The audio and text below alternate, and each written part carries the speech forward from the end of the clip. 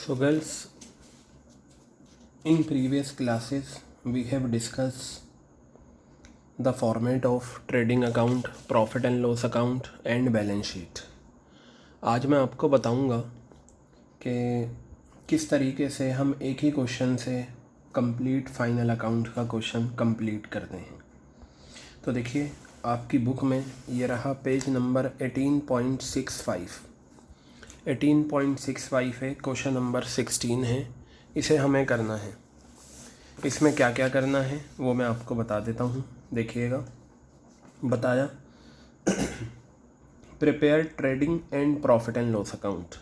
Trading account भी बनाना है, profit and loss account भी बनाना है, बैलेंस शीट भी बनानी है जगत शाह की 31 मार्च 2020 फ्रॉम द फॉलोइंग बैलेंसेस। ठीक है, तो देखिए आप ट्रेडिंग अकाउंट और प्रॉफिट एंड लॉस अकाउंट चाहें तो सेपरेट बना लें और अलग अलग वो एक साथ भी बना सकते हैं।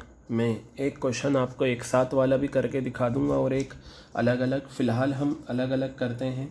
तो ये क्वेश्चन नंबर 16 का सॉल्यूशन है जो हम करने जा रहे हैं। बुक आपके पास है तो यहाँ देखिएगा ट्रेडिंग अकाउंट, ध्यान से देखिएगा। ट्रेडिंग अकाउंट हम बनाएंगे। ट्रेडिंग अकाउंट में here you will write debit, here you will write credit. तो ये आपका पर्टिकुलर्स आ गया। फिर उसके बाद आप लेंगे रुपीस, देन पर्टिकुलर्स, फिर ये आपका आ जाएगा रुपीस। ठीक है, तो यहाँ से आपका ट्रेडिंग अकाउंट बनेगा। ट्रेडिंग अकाउंट के स्टेप आपको पता है क्या थे। सबसे पहला स्टेप होता है ओपनिंग स्टॉक लिखना। तो लिखते हैं, ये देखिए ये रहा 1 अप्रैल। साल कहाँ से शुरू होता है? 1 अप्रैल से। तो 1 अप्रैल 2019 में आपको 1 लाख रुपए दे रखे हैं ओपनिंग स्टॉक के। तो आप यहाँ लिखेंगे to opening stock. To opening stock कितना आ गया? 1 लाख रुपए आपके ये आ गए। उसके बाद हम लेते हैं purchases. But before writing the amount of purchases in outer column you have to check in the question, are you given purchase returns? Here you are given purchases for lakh rupees, but on the right hand side you will find purchase returns of rupees 5,000. So you will write here two purchases. How much is the amount of purchases? 4 lakh rupees. So you will write here 4 lakh rupees. Got it? Minus purchase returns, minus purchases returns. कितना है purchase returns का amount? 5,000 रुपये। ये आ गया 5,000 रुपये। ठीक है, तो ये 3,95,000 रुपीज़ आपका आ गया। क्लियर है बात ये? उसके बाद सेल्स कितना है आपको गिवन है? 8,20,000 रुपये। तो ये आ गया 8,20,000 रुपये। ठीक है, माइनस कर दें इसमें से सेल्स रिटर्न्स आप माइनस करेंगे तो कितना आ जाएगा? 10,000 रुपये। ये रहा सेल्स रिटर्न्स का अमाउंट, 10,000 ये आ गया।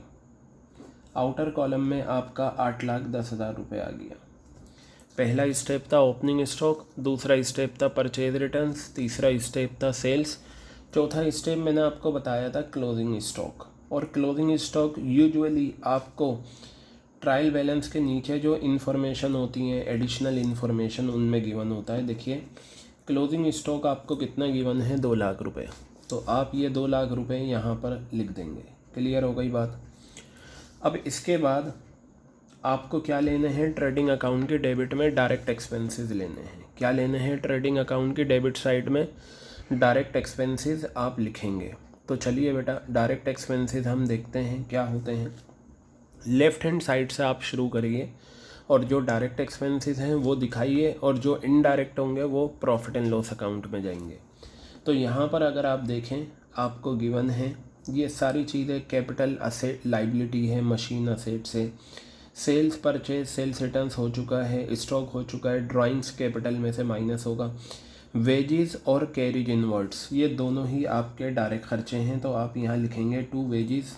कितना अमाउंट है वेजेस का? 1 लाख रुपए का अमाउंट आ गया। उसके बाद आप लीजिए क्या?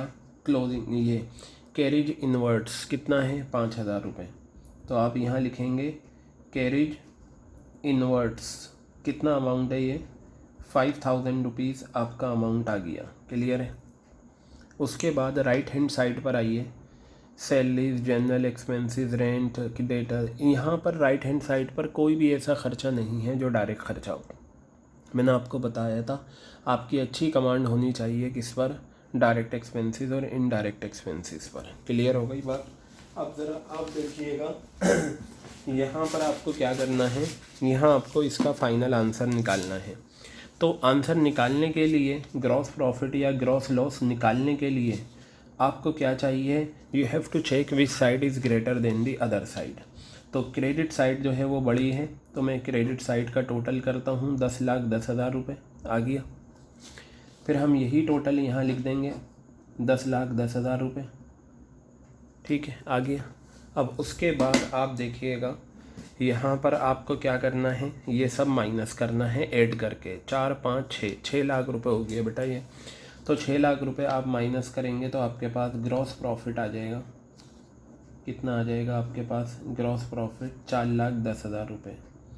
तो अगर आप यहाँ से देखें, ये ग्रॉस प्रॉफिट आपका 4,10,000 और देखिए आंसर भी आपका 4,10,000 रुपये आ गया। अब इसके नीचे हाँ एक चीज़ ये थी, जब आप ट्रेडिंग अकाउंट बनाते हैं तो ये पूरे साल का बनता है। तो आपको यहाँ लिखना होता है for the year ended 31 March 2020। Clear है बात। उसके बाद आप लीजिए profit and loss account, profit and loss account, profit and loss account, ये आ गया। यहाँ आप लिखेंगे डेबिट और यहाँ आप लिखेंगे क्रेडिट। ठीक है, तो चलिए प्रॉफिट एंड लॉस अकाउंट भी हम देखते हैं कैसे बनेगा। Format will remain same, nothing will be change.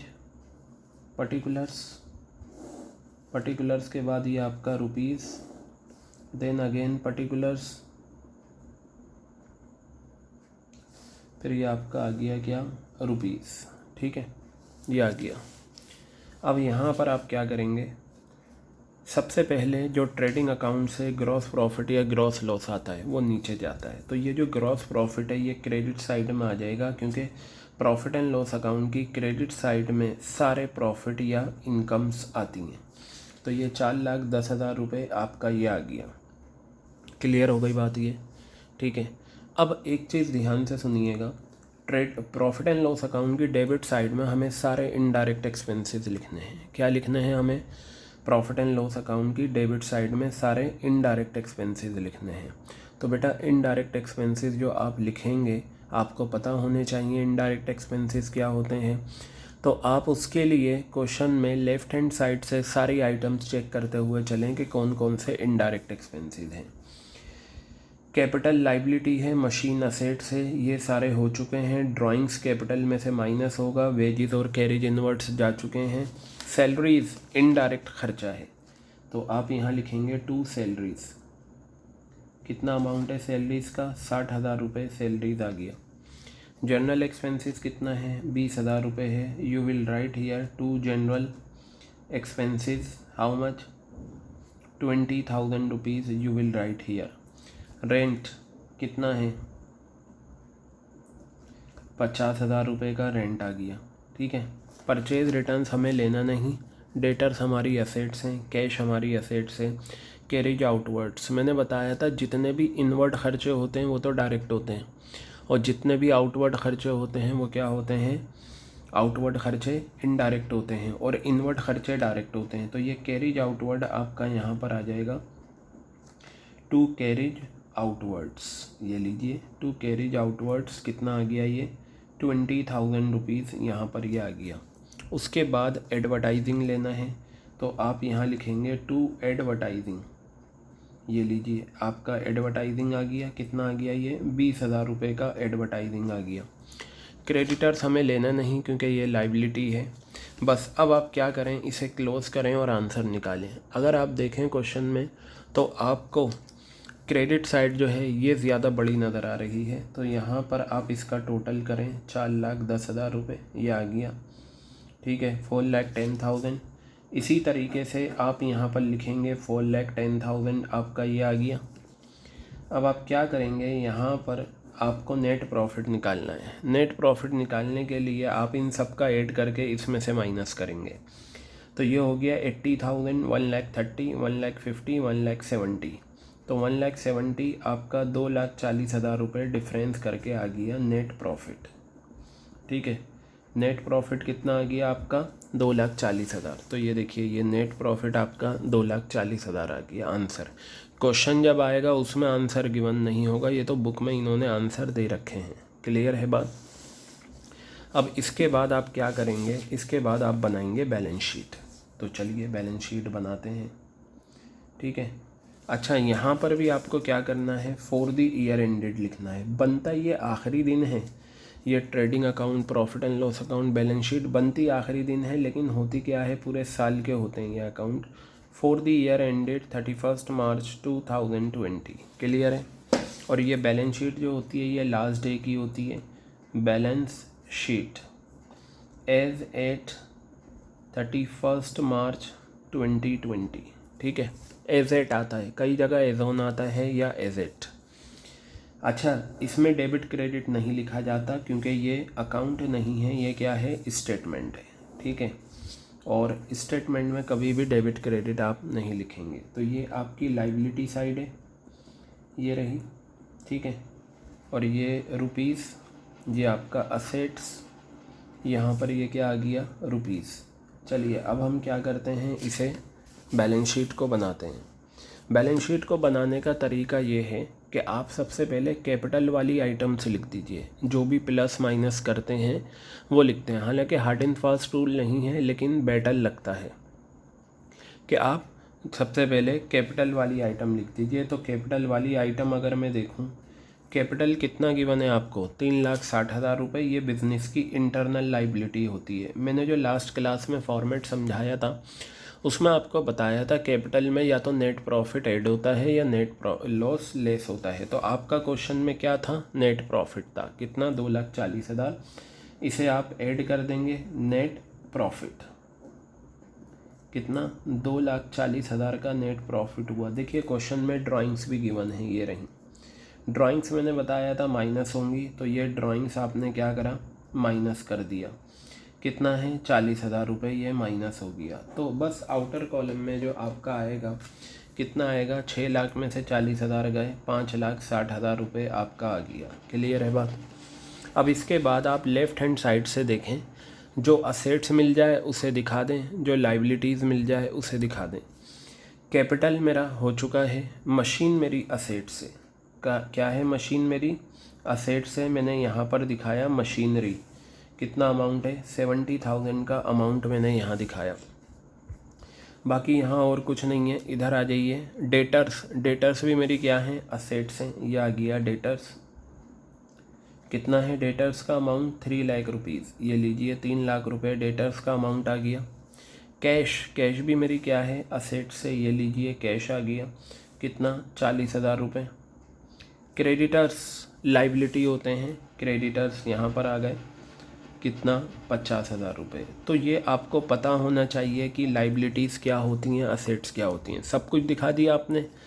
ये जो क्लोजिंग स्टॉक है ना, ये एडजस्टमेंट्स में गिवन होता है। कहाँ गिवन होता है, ये एडजस्टमेंट्स में। और याद रखना, हर एडजस्टमेंट का डबल इफ़ेक्ट होता है। क्या होता है, हर एडजस्टमेंट का डबल इफ़ेक्ट। एक होता है डेबिट और एक होता है क्रेडिट।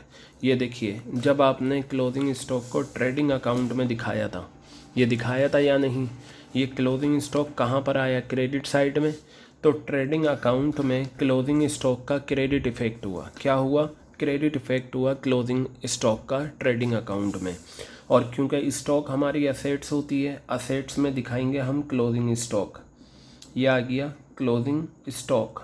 कितना अमाउंट है, 2 लाख रुपए। अब ये देखिए, मैंने क्या कहा, हर एडजस्टमेंट का डबल इफ़ेक्ट होगा, एक डेबिट और एक क्रेडिट। ठीक है, एक डेबिट और एक क्रेडिट होगा। तो ये बताइए, ट्रेडिंग अकाउंट की क्रेडिट साइड में क्लोजिंग स्टॉक का क्रेडिट इफ़ेक्ट हुआ। ठीक है, और असेट्स का नेचर क्या होता है, डेबिट। तो डेबिट, असेट्स में जो कुछ लिखे जाते हैं सबका नेचर डेबिट। तो यहाँ क्लोजिंग स्टॉक का डेबिट इफ़ेक्ट हुआ। एक बात और, ये जो ट्रायल बैलेंस की इन्फॉर्मेशन है, ये जहाँ एक जगह चली गई तो उसके बाद कहीं और नहीं जाएंगी। ट्रायल बैलेंस की हर आइटम एक ही जगह जाती है, या तो वो ट्रेडिंग में जाएगी या फिर प्रॉफिट एंड लॉस अकाउंट में, अदरवाइज़ इन दोनों में ना जाए तो फिर कहाँ जाएगी, बैलेंस शीट में जाएगी। समझ में आ गई बात ये, ठीक है। बाकी आपका एडजस्टमेंट जो है उसका डबल इफेक्ट है, एक डेबिट और एक क्रेडिट। अब देखिए बैलेंस शीट में आपने सारी इन्फॉर्मेशन दिखा दी, अब आप क्या करें, इस बैलेंस शीट का टोटल करें, लाइबिलिटीज़ का अलग टोटल और असेट्स का अलग टोटल, और अगर दोनों इक्वल आ जाएं तो इसका मतलब आपका आंसर बिल्कुल सही है, ठीक है। तो देखिए ये आपके सामने सॉल्यूशन है कंप्लीट। आप ये देखिए 5,60,000 प्लस 50,000 कितना आ जाएगा, 6,10,000। और यहाँ पर अगर मैं टोटल करूँ तो ये आपका आ जाएगा 325,540 6,10,000। ये इस तरीके से दोनों साइड इक्वल आ गई, यानी कि असेट्स और लाइबिलिटीज़ का टोटल इक्वल आ गया। ये पूरा कंप्लीट सॉल्यूशन आपके सामने है। Trading account, profit and loss account, balance sheet, ये कहलाता है फाइनल अकाउंट्स। इस तरीके से फाइनल अकाउंट्स आपके बनते हैं, ठीक है। तो उम्मीद करता हूँ कि आपके ये क्वेश्चन आसानी से समझ में आ गया होगा। लेकिन इस क्वेश्चन पे कमांड आपकी अच्छी तब बनेगी जब आपको डायरेक्ट एक्सपेंसेस की अच्छी नॉलेज हो, इनडायरेक्ट एक्सपेंसेस की अच्छी नॉलेज हो, असेट्स क्या हैं, लाइबिलिटीज़ क्या हैं, ये आपको पता हो, तभी आप ये क्वेश्चन बिना मिस्टेक के आसानी से कर सकते हैं।